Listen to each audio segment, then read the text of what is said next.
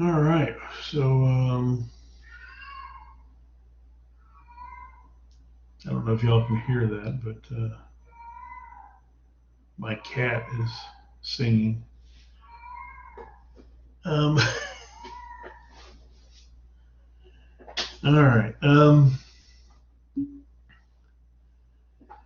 Well, he's not, but he's 20 years old, and um, every now and then he just stops in the middle of a room or a hallway or somewhere, and he hollers like that for 7 or 8 times. He caterwauls, and I think it's dementia. I don't know, but he's doing all right. He's hanging around, so as long as he seems to be enjoying what he's doing and not in pain, we'll keep him going. Yeah, I like cats too. Seven's a lot. I don't know that I'd want that many, but we've got two. One's a little younger. He's 6 or 7, and then this one is, let's see, and he passed. He's into his 20th year last January, so he's getting up there. He's a little wobbly. Doesn't run much anymore, but still likes to visit and talk and hang out. So you may hear him occasionally. All right. So last time we were talking about incumbent advantages, right, and how it is they win 90% of the time and all the advantages they have. And then the last slide we covered was this one here, where we were talking about how is it that incumbents ever lose? How is it that challengers ever win? Right. And we talked about the scandal. We talked about uh, the fact that they decided to run for a different office, or they retired, or they died. And today we're going to talk about redistricting out of their support area. And we talked about that last time, but we're going to go into a little more depth on it this time. And we're going to get into gerrymandering in Texas as well.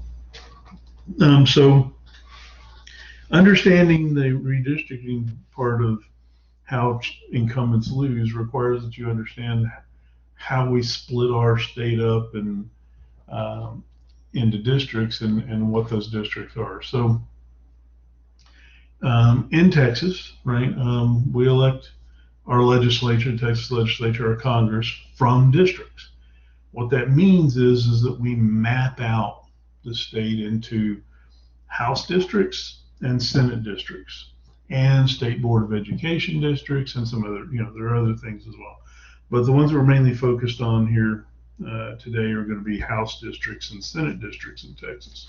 Not only are we mapping out 150 House districts to elect Texas House of Representatives and 31 Senate districts to elect 31 Texas senators, we also have, right, federal U.S. House districts in Texas, right? Because we have 36 or so House of Representatives at the federal level that are elected from districts that are drawn in Texas as well. So districts, right? These geographical areas that apply to, right, electing a representative out of that area are important, right? The other thing is that each of these geographical districts, each of these places we map out in Texas, are single member districts, which means when we go through the election process, we're going to elect one person, right, to represent that state House district. We're going to elect one person to represent that state Senate district, right? And so when you get elected from a district, right, those are your constituents. That geographical area and the people that are in that area are the ones that are eligible to vote for you or for your opponents in the next election, right? And so you've already won as an incumbent in that district. You can pull the majority of voters in that district if you don't get involved in a scandal or do something else, right? So when you win an election in a district, right, you want to keep that district the same size, the same shape, right, the same people as much as possible. So let me show you how that looks in Texas, right? You blow this up a little bit. So these are state Senate districts, right? I told you there are 31 of them. So in Texas, there are 31 different districts.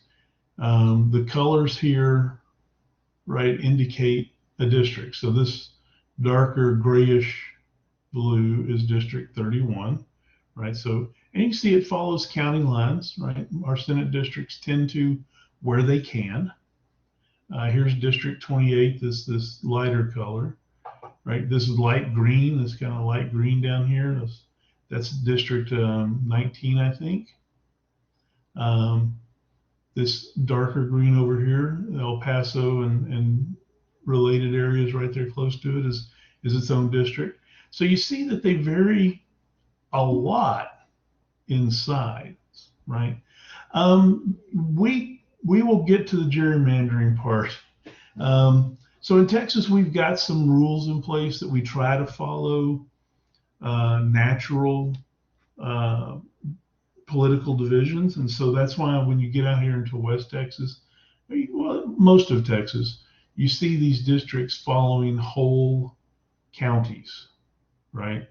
And so, right, you see it follows the county lines as well. So that's one of our guidelines that we try to do this when we can in Texas. And so the rule here is that you are trying to ensure that each of these districts has pretty close to the same number of people in it, right? And that's what determines how big they're going to be or how small they're going to be.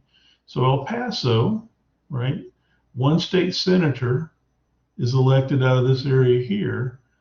And then this green area, light green area, one state senator is elected out of there as well, because that's about the same number of people, right? And so all of these are that way. Now you can see once you start getting into the highly populated areas, and I'll blow this up so we can look at them, you can't follow that one district, county boundary kind of thing, because if you look in here, right, there's just too many people, right? And so you're looking here at Houston area, right?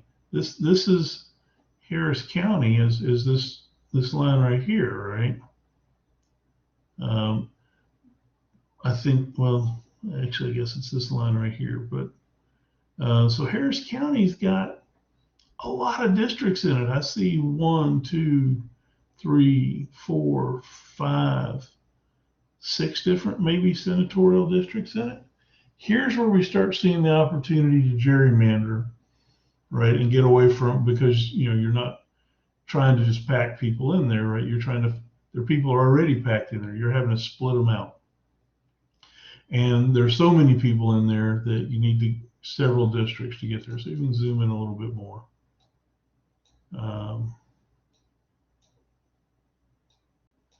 So you're right. We've got a lot of people in here, and this is now where you start seeing gerrymandering. Look at this district here,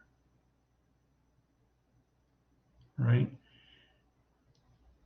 That's not very good. Right? I mean, there's obviously something here driving these district boundaries, right, other than just location and number of people, right? Look at this one here that circles around the north side of Houston's downtown, right?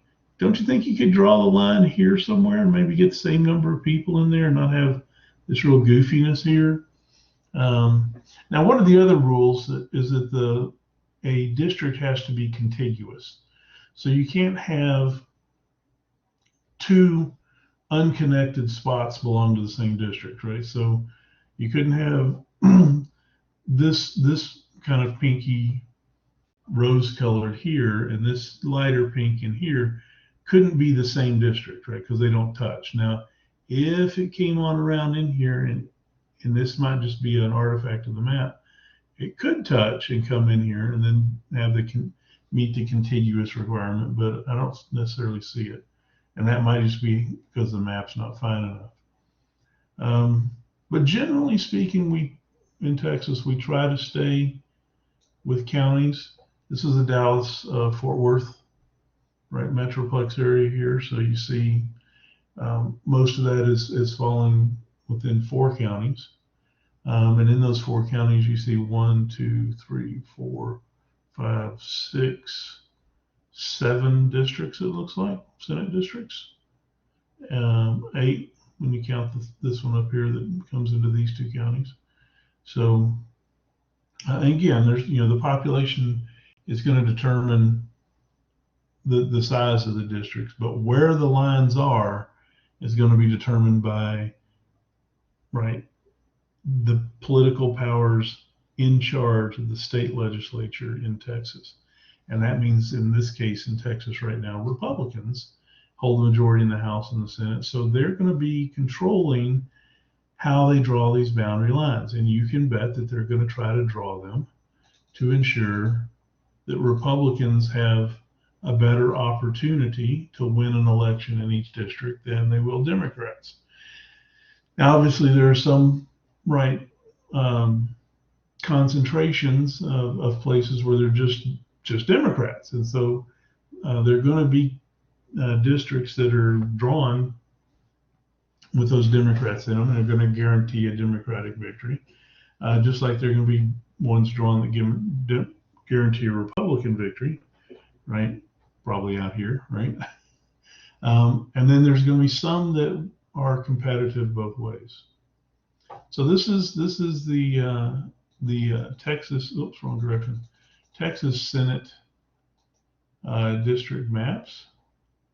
I think the next one I have is the House district map, right? So these are Texas. Now remember, we got 150 of these, not 31. So there are a lot more of them. You see this little tip over here that was one of El Paso area that was one Senate district is now at least 3 and part of a 4th probably House district. You can't even, right, look at the districts in the state house districts in the metropolitan areas, right? I mean, we can't zoom in enough to clear that up. Right, they're a lot. They're an awful lot, right? And they have some weird shapes to them, so they make us start thinking, what's going on here, right? So you can just look at a map like this, and you can tell where the population centers are. So here's the Austin metropolitan area, right here, and this is Travis County here. This is Williamson County here. And there's some interesting things happening, right? We tend to think of Austin city limit, the Austin city proper, as very Democratic, and yet there are these districts coming in from the west and the north and the far east that are grabbing parts and parcels of Austin, right? And what that tells you is, right, the Republicans are trying to make sure that these conservatives out here in these districts, right, they push some Democrats into that with them and marginalize them, right, so that they can win those districts. So there's a lot going on there. These are the old ones, districts. We will be getting new ones this legislative session because we've had a census in 2020, and so that data is out there, and so Texas will have to redraw their district boundaries, and right. So every 10 years, right, the U.S. Constitution requires there to be a counting of the people, a census, and so the federal government goes out and finds everybody, generally speaking, and tells us where they are, and that gives us every decade, right, a change of population. So Ruben's asking, what's the typical population for district? It's a good question, and I'm going to have to give you some approximate math on this. We got almost 30 million people in Texas. If you've got 31 Senate districts, you're going to have, right, 850,000 people maybe in a Senate district. And if you got 30 million people, you divide it by 150 to tell you how many people are in a House district. So what is that going to be? 210,000 people maybe in a House district. if you want to break out a calculator and get a little closer, right, you can find the total population of Texas and then divide it by the number of House districts, and total population of Texas divided by the number of Senate districts, and that'll give you an analysis on that that'll tell you what the range is. But I think it's 200,000 for a House district, 800 plus thousand for a Senate district in Texas. Close. So, and so what we're trying to assure, of course, is that each of those members in the Texas House is representing the same number of people, and each of those members in the Texas Senate represents the same number of people. It might be 29, might be 30. We're right in the mix there between those two. A few years ago, it was 28 and a half. So, we've been having, Texas is one of those states that people are moving to. And I'm just going to jump over here real quick and see population of Texas. This is 2018, so it's old, and it was, so in 2018 we had 28.7 million people. We're probably we're past 29 million probably, and on our way to 30 million, right? So we'll see. I haven't seen the actual census numbers yet, but so we're at least at 29 million, I think. So a lot, right? We got a lot of people here. We got 330 million, 328 million people in the United States as a whole, and so, right,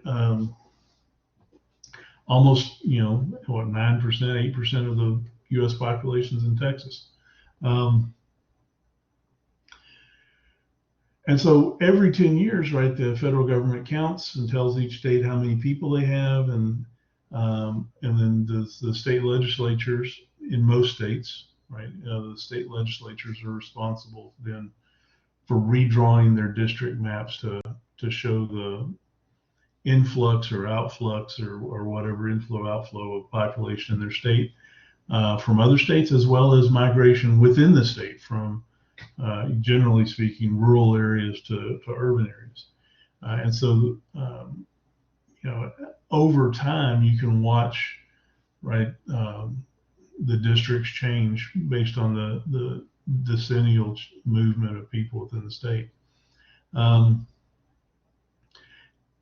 So one, that's required from the federal level to ensure that all of these representatives, however they're elected, wherever they're elected, are meeting the one person, one vote principle that we have in law, right?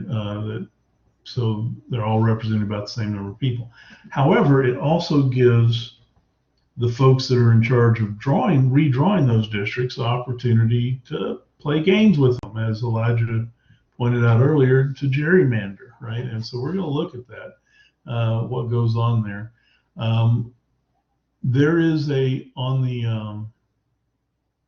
in Blackboard on the blue where your selections are on the blue left-hand side, I've got a link to a webpage called the Redistricting Game. And it is an opportunity, if you want to really get in and understand how this all works. It gives you scenarios where you are the legislator and you are redrawing districts.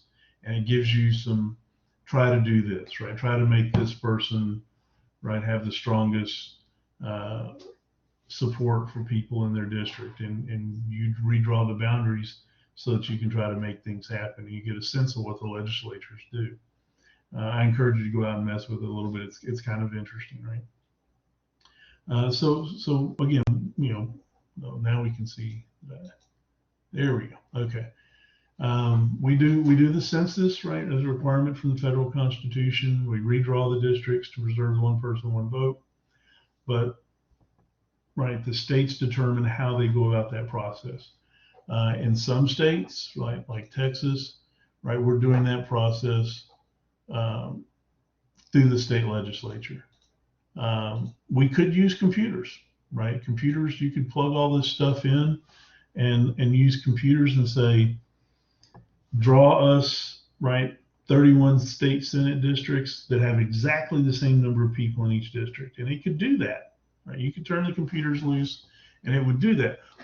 But what you would get, while it would meet the requirements from the federal government to preserve one person, one vote, wouldn't necessarily be what the legislators wanted to see out of that, right? Because if they're drawing the districts, they're going to come at it with a perspective, right? They're going to come at it with an angle, and they're going to try to get right, their party to be as advantaged by the redrawing of these political lines as they possibly can. So there, out of the 50 states, there are 37 that do what Texas do, which is use their state legislatures to do the process. And what that means is that most of the states believe that the political power that's in charge of the state when a census happened should have the authority to bake in that political distribution when they redraw their district boundaries after a census, right? So it's not that we don't know that politics are going to happen and we don't know that they're going to be advantaged to one side. We perfectly do know that. We expect that. And we believe, these 37 states, that that's a proper exercise of political power, right? These people that are doing this are elected by the people in the state. And those elections should carry over and have consequences when it's time to draw political boundaries. It's going to determine elections later on. And what that does is it insulates the party that's in charge at the time of a census. And it insulates them for about a decade until the next census, right? Now, it doesn't mean that political change can't or won't happen, but it does tend to bake in the formation of a political district that is beneficial, or at least has been beneficial in the past, to one political party, right? And so this once a decade process, right, slows down change based on population shift and movement in the country, and slows down change based on people's political perspectives, right? Because when you throw the political boundary out there, you cast it and you put it in stone, you write it, and it becomes the law, right, for how you're going to hold elections within each of these districts, what the districts look like. You're casting, right, that law into space, and it's not going to change, generally speaking, until the next census, unless something can be proven to be unconstitutional about the way it was put together. So 37 states do it this way. That means there are 13 more that do it differently, right? So those other 13 are drawn up. 7 use what are called politician commissions to draw up their boundaries. What that means is they pull politicians out of their legislature. It's usually high-profile politicians. They're maybe ones that have some specialty in some of the political maneuvering and where people are, and they understand it. They put them on a commission, and that smaller commission draws up the new boundary maps and puts them out there for approval, or puts them out there, right? It may be that the remaining 6, what they do are they appoint independent commissions, which means they're not partisan-based commissions, they're non-partisan-based. They want them to be independent when they're drawing up these maps and drawing up the best maps possible. The ones that show them, that are the fairest maps and have maybe the best competition. And so if you're doing that, you're setting up these political boundaries to encourage voting, because those political districts are easily movable from one side to the other because they've been set up that way. So you can set up a district to bake in a result. You can set up a district to bake in competition, or you can use something else as a gauge of how you want to draw those boundaries. This does have ongoing political impacts for the next decade. So in Texas, we think that the redrawing of political boundaries should be based in politics. It should be based on previous election outcomes. And that's the way we do it. Nonpartisan commissions, are looking at a different value, usually competition between the parties as a way to get people, if you draw up competitive districts where they're balanced between parties, that encourages competition. The federal government, of course, is very interested in how the states do this. We historically have had less than fair district drawings, and we have used things as gauges for how we drew them that were unconstitutional. Most often that is race. And so what you need to know is that political gerrymandering, considering politics when you redraw district boundaries, that's perfectly fine. That's legal, Or as the definition says, the deliberate manipulation of political boundaries for electoral advantage, That's what gerrymandering is. That's legal. There's nothing illegal about gerrymandering. A lot of people don't like gerrymandering. A lot of people don't like the results of gerrymandering, but it has been ruled again and again and again as a legal process, and 37 states, engage in the political processes of these boundaries, which results in gerrymandering. So if you do this the right way in Texas, you help Republicans stay elected, you help other Republicans get elected, and you help Democrats hopefully out of office where you can. Of course, Democrats want to play it the other way around. Historically speaking, we've had federal laws that from the mid-60s with the Voting Rights Act looked to the South where there was gerrymandering occurring based on race, and required that when the states of the Confederacy, where we had this racial gerrymandering happening, that before they could redraw their boundaries after a census, they had to submit their new maps to the federal courts to get them pre-cleared, So essentially what the southern states were doing from 1865 to 1965, when we redrew these boundaries every decade, we were ensuring that the boundaries were drawn to advantage Caucasians and disadvantage minorities, especially African Americans. And so what we would use techniques to, not just on party, but on race, try to bake in results to the way we drew these boundaries. And the feds, through the Voting Rights Act, said, not right, damaging the one person, one vote equality in voting. So you're going to have to send all your new maps every decade up to us, and we're going to have to look at them for racial discrepancies. And if we see them, we're going to tell you no, try again. In 2013, Supreme Court ended those requirements at the federal level, and so the southern states that were subject to it don't have to do it anymore. They're left to their own devices to draw these up. And then if there's going to be any real charge of race being used to draw district boundaries, it's going to have to come from a challenge within the state, from residents within the state that believe that race was improperly used.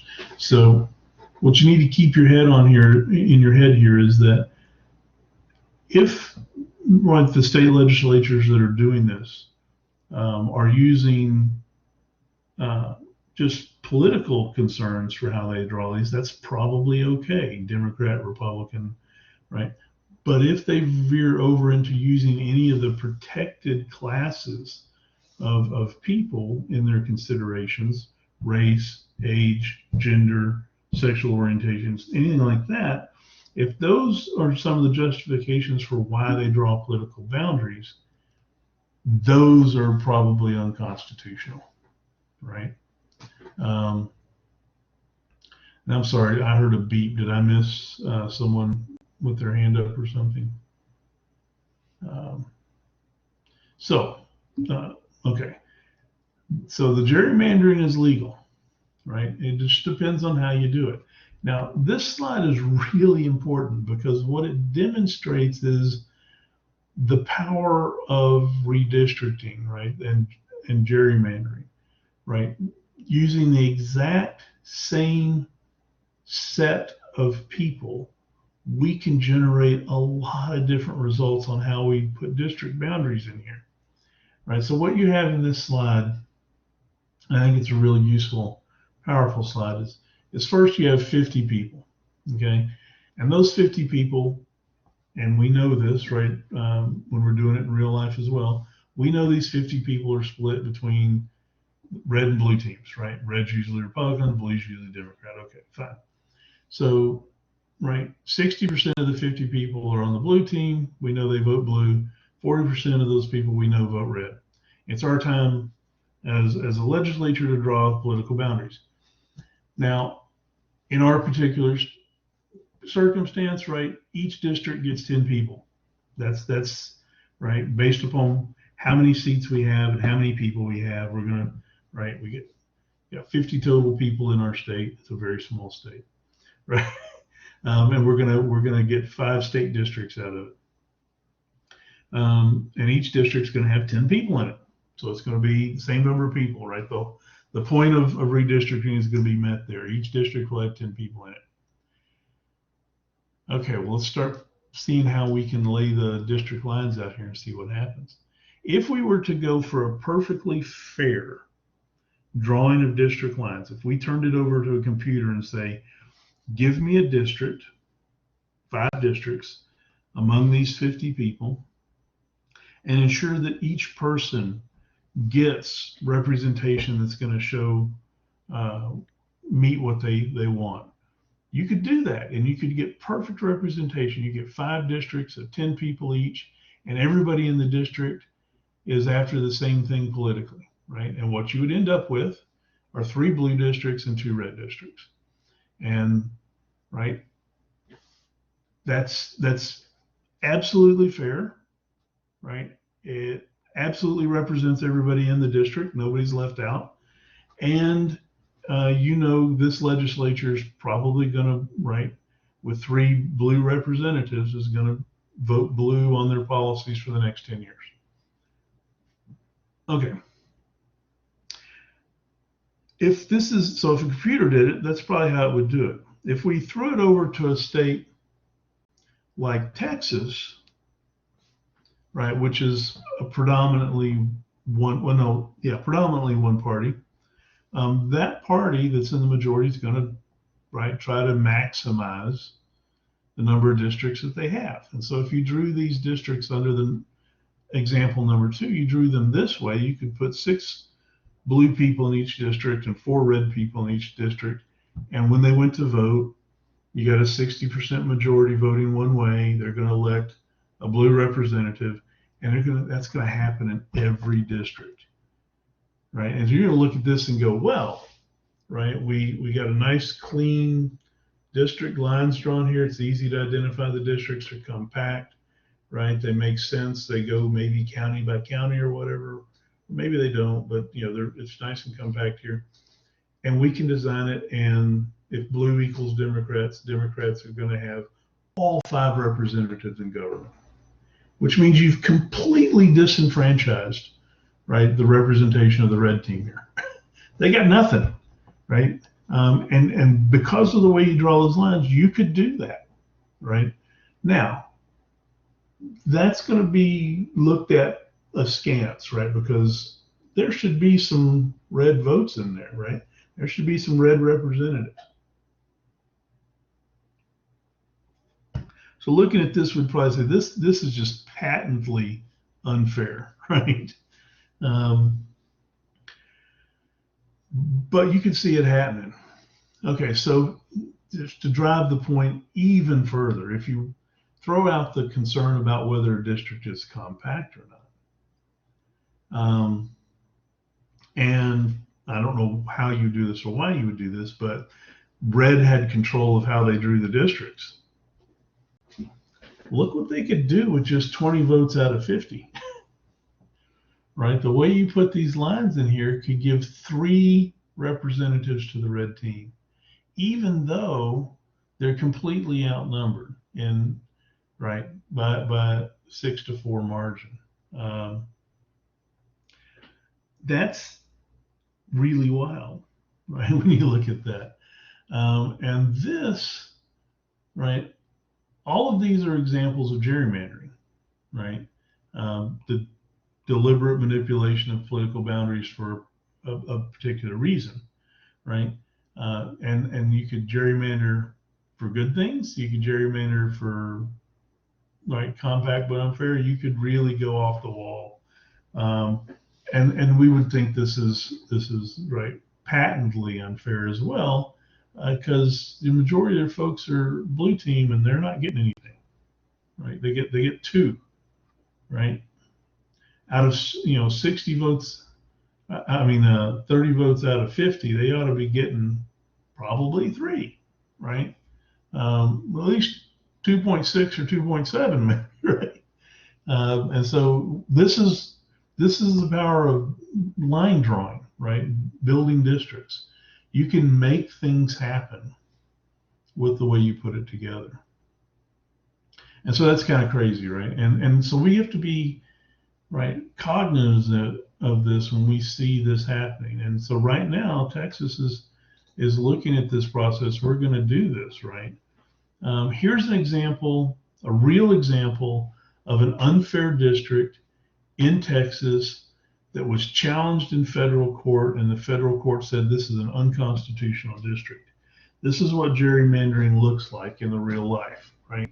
It's not as clean as our little charts before, but this is the U.S. House District 35. So this is the district this is a district that is sending a representative to Congress at the federal level, and it's representing part of Texas, right? So this District 35 right now is represented by Democrat Lloyd Doggett. Lloyd Doggett lives up here in Southeast Austin. That's one of the other things it's a requirement too, is that to get elected, right? We talked about this earlier. To get elected from a district, you have to live in the district that you're going to represent. Well, one of the ways that you can lose your district of support is that they can redraw boundaries where you don't live in the same district you used to live in. And so, if you were to back up, let me back up here and show you how that would work. Let's say, you have to live in your district, and you lived right here, this little dot right here, right? That's you. You're running for office, and that's where you live, right? If you're running in this situation, that little blue dot is going to be where you live. You're going to represent a blue district. Over here, you're going to represent a blue district. Over here, when they redraw it this way, now your district, you haven't moved, but your district's moved around you. You're still in your district, but now your district has more red folks in it than blue folks, and you're liable to lose. Okay. That's what we do over here, right? Now, if you go back a ways in history, Lloyd Doggett's been elected many times. When he was first being elected, his district went out east to the Bastrop area, right? And so, which is more Democratic than not, at least for a good ways out toward Bastrop. And that's where he originally got elected. But he didn't have a huge majority of Democrats in that area. And so as the Republicans took over state legislature, they're like, you know what, let's go after Doggett's district. And so they drew it down this way a little bit. He won again. And then this last time they said, all right, fine. we're going to take his district all the way down through Republican stronghold areas here and put enough Republicans in this area that we think that it'll be a competitive district for the Republican Party, and maybe we can knock Lloyd Doggett out of the U.S. Congress. Lloyd's a seasoned politician. He runs good campaigns. He manages his money well. He doesn't have any scandals. And even with a district that had a lot more Republicans in it, this one here, District 35, he won re-election again.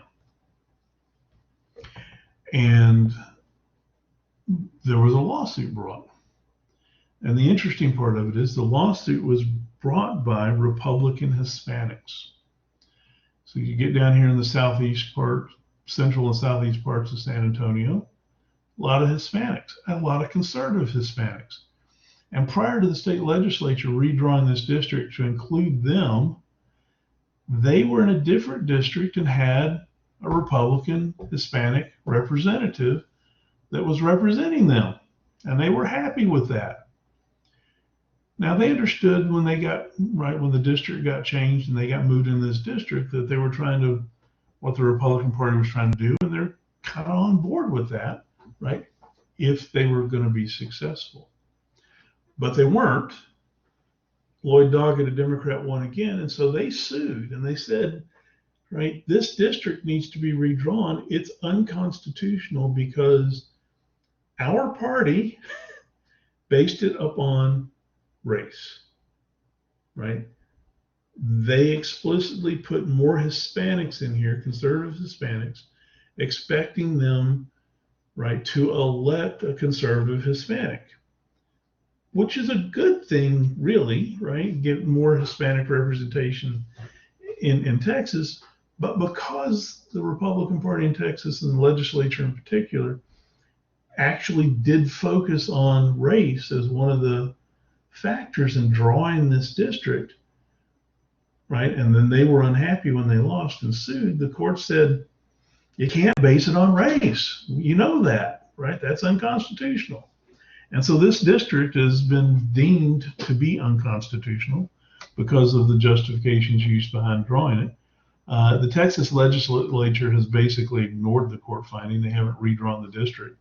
And part of the reason to hear them talk about it, of course, is that this was in,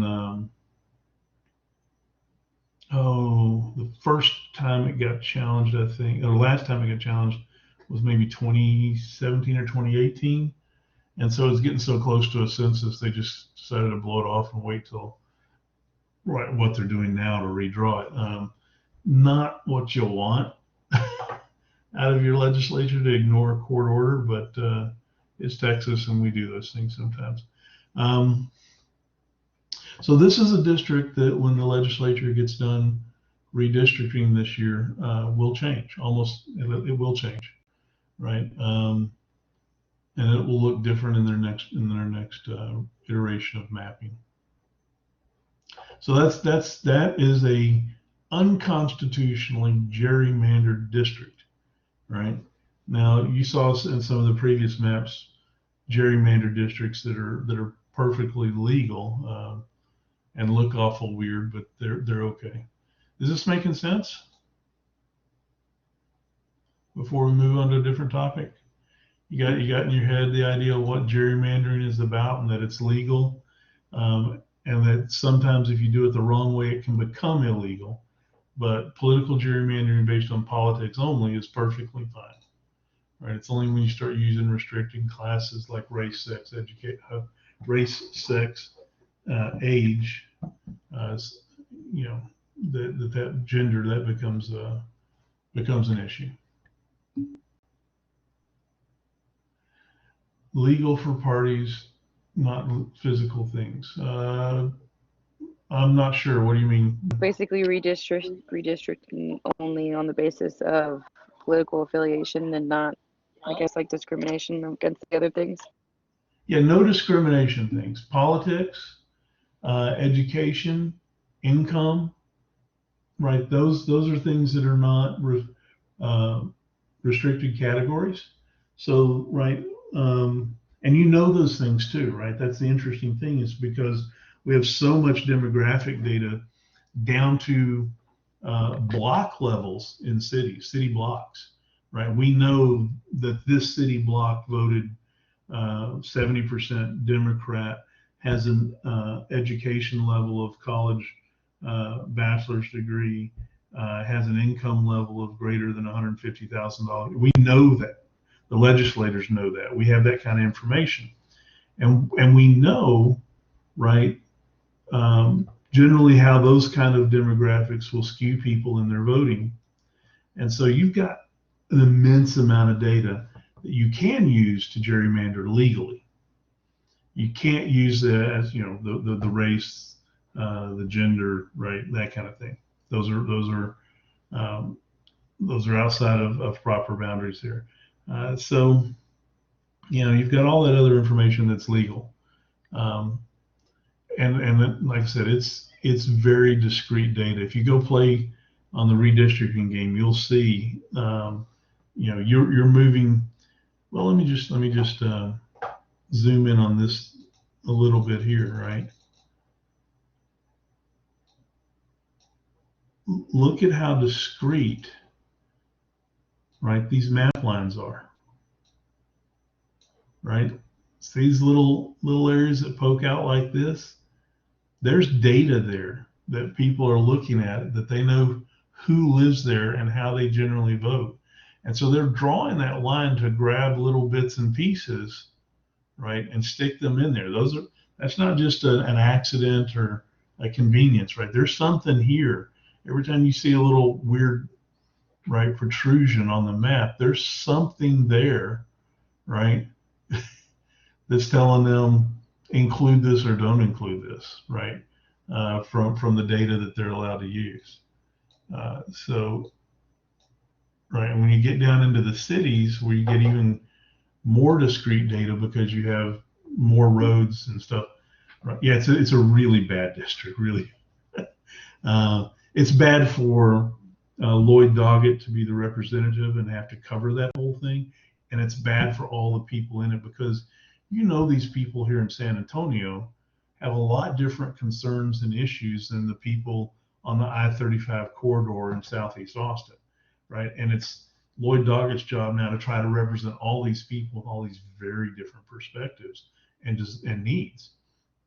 So, you know, it's not fair to anybody involved, but the political parties, it's right, they don't care that it's necessarily fair for the individuals, that they want it to be advantageous to the party. I mean, look at this little jot that goes out here to the northeast, right? Here's another one here. Right? There's demographic data there that shows them this was an important area to include in this map, right? There's a lot of effort, a lot of work that goes on into building these things so that they meet what the legislature wants them to meet as far as the result goes.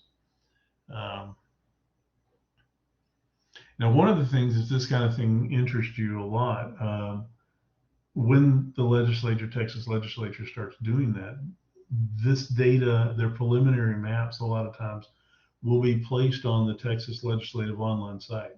And so you can see what they're looking at changing. They put those out there to be looked at, and it's sometimes interesting to see what they have in mind and where they're going. It's not a completely transparent process, but it is fairly transparent. Not that you're going to have much to impact in it, but you can at least see what's going on. All right, any other questions before we move on to a completely different topic? All right, so we're going to shift gears now and actually start talking about how the Texas legislature does its job, how it's organized to get things done, and who the primary players are in doing that organization and leading that group. So as you know, Texas's legislature is split between a House of Representatives and a Senate. Texas House of Representatives, the legislative leader in the House is known as the Speaker of the House. That's the person in charge. That is the primary leader of setting up, organizing, and running the House as a legislature through a legislative session. It is hard to overstate how much power this position has in determining what work within the House gets done. So one of the most important things that happens in the State House, in the House of Representatives, in the legislature, one of the very first things and one of the most important things that happens is they select their Speaker of the House. So you got 150 people in here, Texas representatives. And from that 150 people, they're going to get together and they're going to basically hold an internal election, and they're going to select one person to be their leader. Now, obviously, we're looking at Republican-Democratic split in the House that favors the Republicans. So this person is going to be a Republican, right? It's not going to be a Democrat. And what happens is people that want to be the Speaker of the House, right, will spend some time before the legislature kicks off talking to other members of the legislature. Usually it's not going to be, there's a freshman legislator is not going to run for Speaker of the House. So it'll be somebody that's been there, has got experience, been around for a while, knows everybody, has worked well with people, and they're going to start going out and talking to their folks saying, hey, I think I want to be Speaker of the House. Will you support me? As they build support, what they're working toward is the selection of the Speaker of the House. And everybody gets these little pledge cards. And those cards are what, as a legislator, you're going to write, this is the person I support for Speaker of the House. And all those pledge cards that eventually are going to get turned in at the beginning of the term, and the person that gets the most votes, is going to be selected to be Speaker of the House. And so if it's not you, you want to make sure the person you're voting for to be Speaker of the House is someone that's going to include you, right, in getting things done, is going to give you an opportunity to make a good impact and to support your constituents and to have a successful political career in the State House. And so those are the kind of things that people are talking and bargaining and looking at when they decide who to vote for. Once the Speaker is chosen, they've got a lot of impact. First off, they play the primary role in assigning legislators to committees. And committees are the place where all the work gets done in the legislature.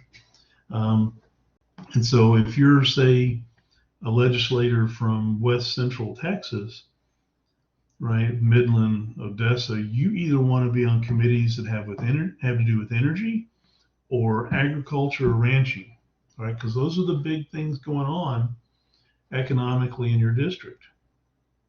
And so you want to make sure that whoever gets elected Speaker is going to tap you to be on a committee that will work well for you and your constituents. And so they're going to choose that, right? They're going to be the Speaker of the House, and their immediate contemporaries that they pick to work with them, right, are going to make those decisions. There will be a little consideration about seniority as they put people on committees, because you want to spread out the experience. You want to make sure that you've got somebody that's going to chair a committee that's been around for a while, knows all the political processes. So seniority does get consideration. But first and foremost, what gets consideration is, did you support this Speaker of the House? So that's going to determine your committee appointment. It's going to determine who gets appointed as committee chairs. Once the committees are set up and the legislative work starts to happen, the Speaker of the House has an inordinate amount of influence over what legislation gets time and consideration and the ability to be heard at a useful level. And we'll talk later about some special committees that the Speaker of the House has control over that can completely end a bill's run to become law, right? So if basically if the Speaker of the House doesn't like a piece of legislation and doesn't want it to become a law, it's probably not going to. Right? That's the kind of control that they have. Now, obviously, there might be some legislation here or there that's so big that it just it's addressing an issue so big and so important, it has to pass in some form or fashion. So the Speaker of the House may not be able to just say, we're not passing that. Right? There may be political considerations that require it to be successful. But they're going to have a lot of control and a lot of input into what that bill actually says and is going to do. So very powerful position. And their job is to organize and run the House of Representatives. On the other side of the Texas ledge is the Texas Senate, right? Those 31 folks that have been selected from Senate districts across Texas. And they're doing the same thing that the House of Representatives are as far as passing legislation. They're a much smaller group, a lot less formal about things because they can be.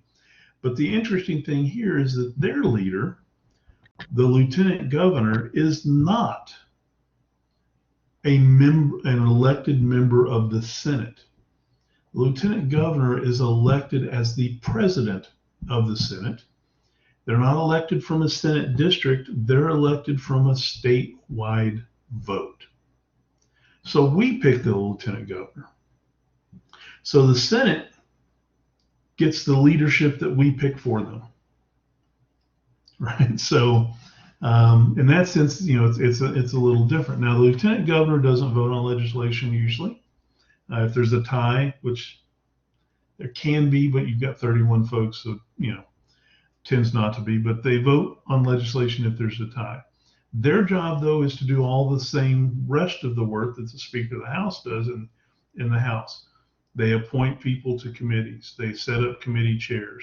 They have some control over the efficacy of a bill, how far it's going to go, and what it's going to do.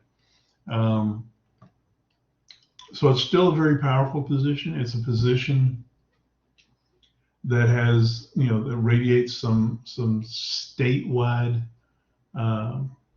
clout because this person was elected by everybody, right, by a statewide vote, not from a district vote. Right, the lieutenant governor, right, right, is seen as the number 2 position behind the governor as far as a singular elected relationship at the state level. So it's in a naturally powerful position for negotiation and compromise and helping to work between the governor's office and the Speaker of the House and the Senate as a whole. And so it's a pretty powerful position. Now, within the Senate, that lieutenant governor serves as the president of the Senate, right? So they're the executive director, basically, inside the Senate. Does that make sense?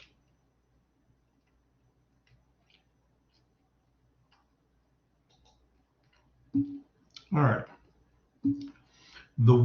Did you hear about the former Speaker of the House calling Ted Cruz? So John Boehner, right, who's Republican and Speaker of the House, John Boehner was in the Senate. Are you talking about the Texas Speaker of the House, or at the federal level? Because Ted Cruz, of course, is our U.S. Senator. Oh, you're talking about Boehner. Okay, so Boehner was a U.S. Senator, was the majority leader in the U.S. Senate, and he's writing his book now. He's been out of politics for a little bit, and he's letting loose with quite a few eye-catching statements, ear-catching statements. Right? He said some things about Trump. He said some things about McConnell. He said, I haven't seen him say what he said this about Cruz yet, so that's news to me. I'll have to look that up. But Boehner is no shrinking violet. Never was at the federal level. He spoke a lot of times off the cuff and in a harsh way, and so I'm not surprised to hear he might say something like that about Ted Cruz, even though they were nominally on, in the same party. Ted Cruz is a representative of the Tea Party faction, which is now known as the Freedom Caucus at the federal level. And Boehner was there before all that, so he may have, he sometimes was in that area and worked on the same issues, but he was not an original Tea Party or Freedom Caucus person. So I'm not surprised that him and Ted Cruz didn't agree on a lot of things. Yeah, he's an outspoken guy. And that happens here as well, right? You will, Dan Patrick, who is our lieutenant governor, is a very outspoken individual. And he used to be a radio personality, right? Hosted a conservative radio show in the Houston area, I believe, right? So he was a baby Rush Limbaugh kind of person, right? And has now turned that into a political career and is arguably the number 2 politician in the state of Texas as lieutenant governor. And he'll go off and say things, right? He's the one that said that, and the media twisted a little bit, but it's funnier to say it the way the media did, that he said, older folks in Texas would be more than happy to die of COVID to keep Texas free and independent, right? So, and the media, of course, said something like, Dan Patrick wants all the old people to kick the bucket and get out of the way so that, we can keep the economy open, and they should just either die or go hide in their houses while COVID's running rampant, right? So they ran with it a little bit, but he'll say things like that, right? So he's interesting that way. So those are our two main leaders of the different parts of the legislature. Within both the House of Representatives and the Senate, the real work, the daily work of legislation and working through legislation is done in committees. So Samantha's saying you feel like they breed people into these.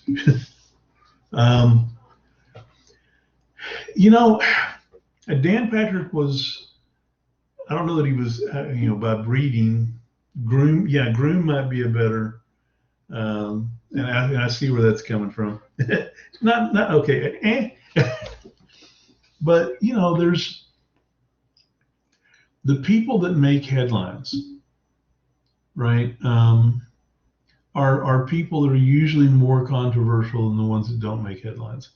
And in that sense, it's kind of a self-fulfilling thing that the people that are outspoken get more attention. And if they walk the line well with that attention of saying outrageous or outlandish things that don't damage them, they can turn that into political support and get elected. Now you can say things that are just so out there that you can't get elected, of course.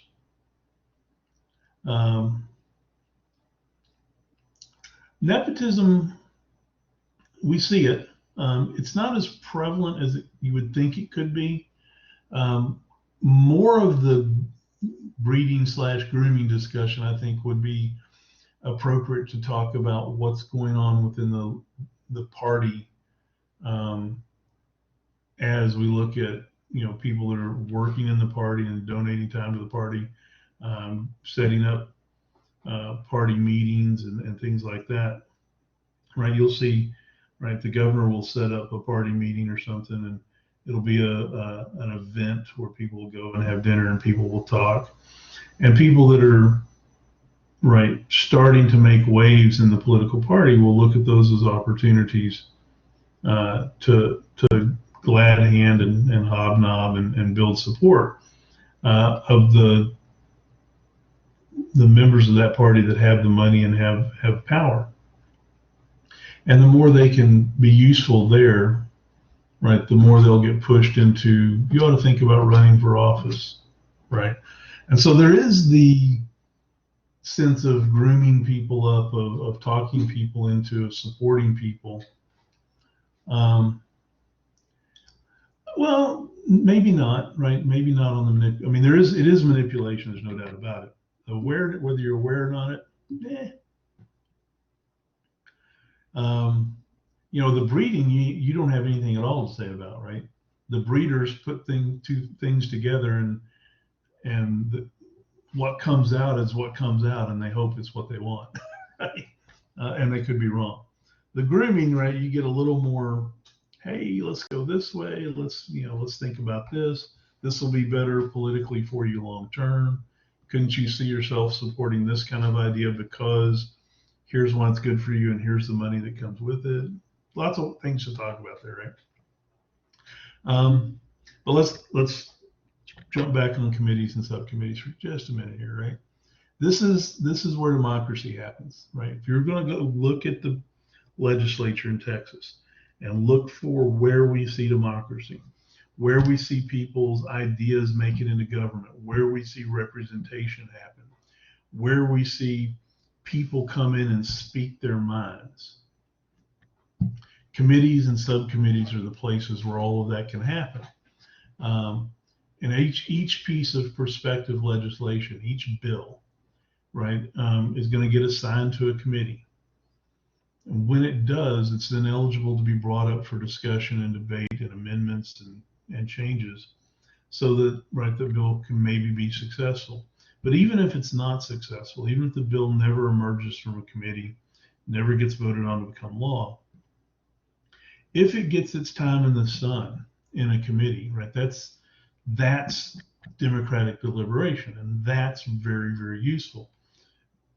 And so we should pay attention to what's happening in those committees, because that's where we're seeing your representatives speak in depth and in public about prospective legislation. That's where you're seeing interest groups come in and present their information.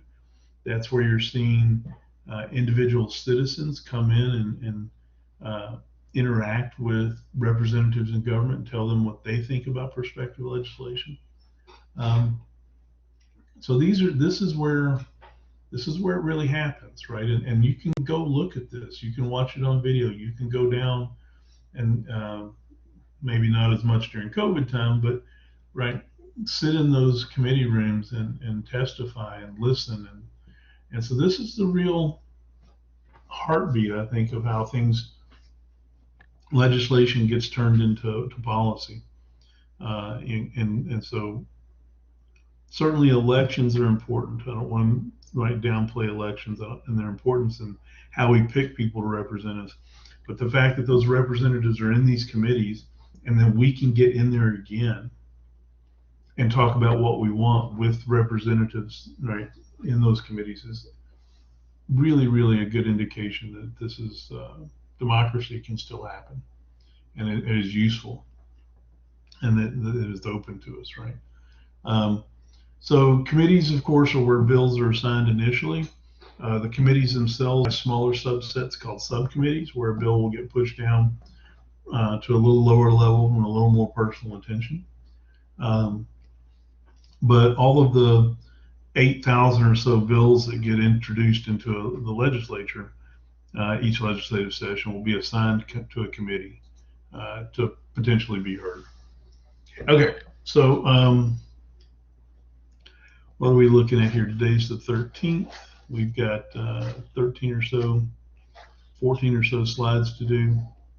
We're going to have to move a little bit on Thursday, right, to get those knocked out. And then your test. So we'll have lecture on when's your next test? Oh, your next test isn't for a while, right? You're good. You're good to the 5th. Okay. Your paper's due on the 16th. We don't have a test for a while. Okay, good. It's my other class that has a test next week. So we'll continue. We'll talk about the different kinds of committees that exist out there next time we come around, which is on Thursday. Any questions about what we talked about today? Sorry, is our final going to be cumulative, or is it going to be based off of the last 3 chapters like the other tests? Which test? I'm sorry? Our final exam, or is it just going to be a regular exam over 3 of the chapters? So you have 4 tests, right? Okay. Regular tests. Test 4 will be over the last chapters that we cover between the end of test 3 and test 4. But then there's a makeup exam, right, which will occur after the 4th test. Okay. That's a cumulative test, right? And that's a replacement exam for everybody that's taken test 1 through 4 if you want to take it. If you missed an exam, right, 1 through 4, you missed one of those, that's your makeup exam. Okay, so you'll take that. So say you missed exam 2, you're going to take the makeup exam to get points for test 2.